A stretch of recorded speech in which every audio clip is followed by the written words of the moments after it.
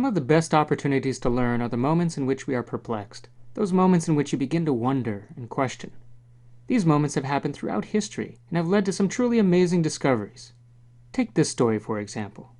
There once was a fellow named Archimedes. He was born in 287 BC in the city of Syracuse in Sicily.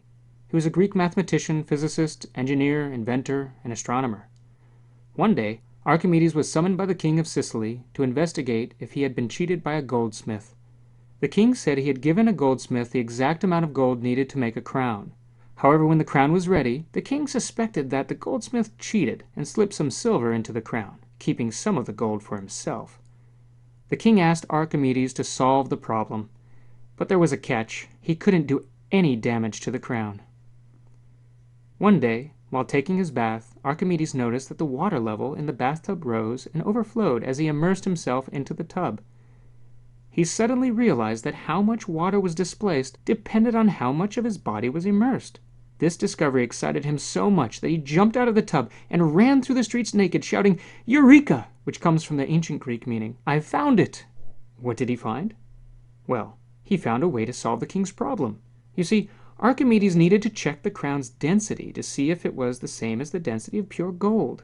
Density is a measure of an object's mass divided by its volume. Pure gold is very dense, while silver is less dense. So if there was silver in the crown, it would be less dense than if it were made of pure gold.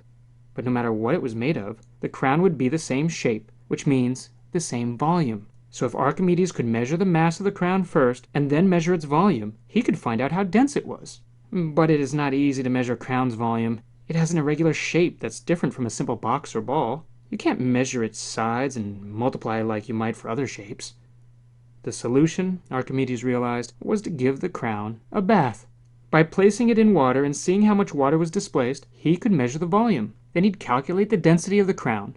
If the crown was less dense than pure gold, then the goldsmith most definitely cheated the king.